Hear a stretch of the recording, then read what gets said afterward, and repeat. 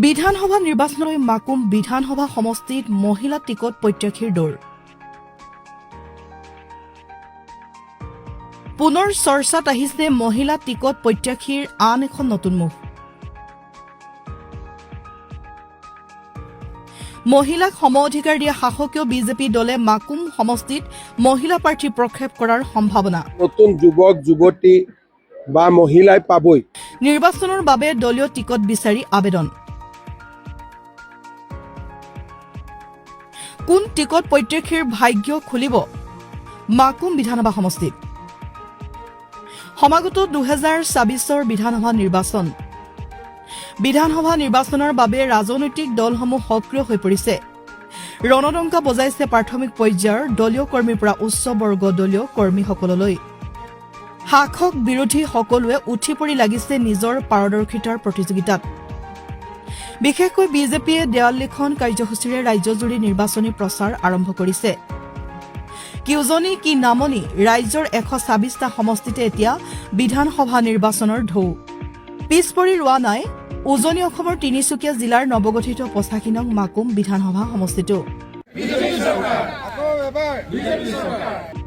এখন পৌৰসভা 4খন জিলা পৰিষদ আৰু 15খন গাঁও পঞ্চায়তেৰে আৱৰি থকা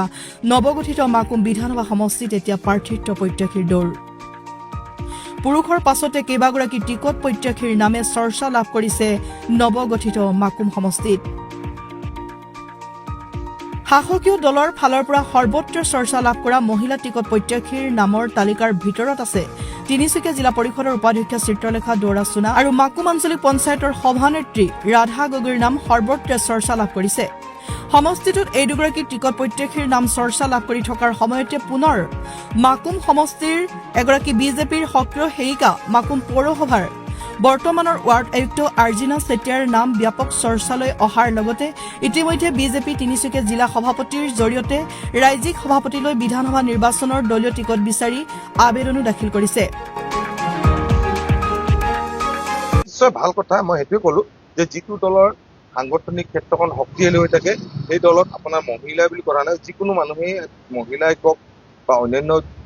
কিছুমান আমাৰ সাংগঠনিকভাৱে কওক অন্যান্য যিকোনো মানুহে ইয়াত টিকেট বিচাৰিব আৰু যিটো দলত আমি জিকিম বুলি ভাবিম সেই দলটোকে মাকুম পৌৰসভাৰ প্ৰতিটো নিৰ্বাচনত নিৰ্দলীয় প্ৰাৰ্থী হিচাপে প্ৰতিদ্বন্দ্বিতা কৰি জয়লাভ কৰি অহা আৰ্জিনা চেতিয়াই 2005 চনৰ পৰা ভাৰতীয় জনতা পাৰ্টি দলৰ কাৰ্যকলাপত সক্ৰিয়ভাৱে জড়িত হৈ নিৰবিচ্ছিন্নভাৱে সেৱা আগবঢ়াই আহিছে তাৰোপৰি বিজেপি সদস্যতা অভিযান 2024ত সৰ্বোচ্চ সংখ্যক সদস্য ভৰ্তি কৰে আৰ্জিনা চেতিয়াই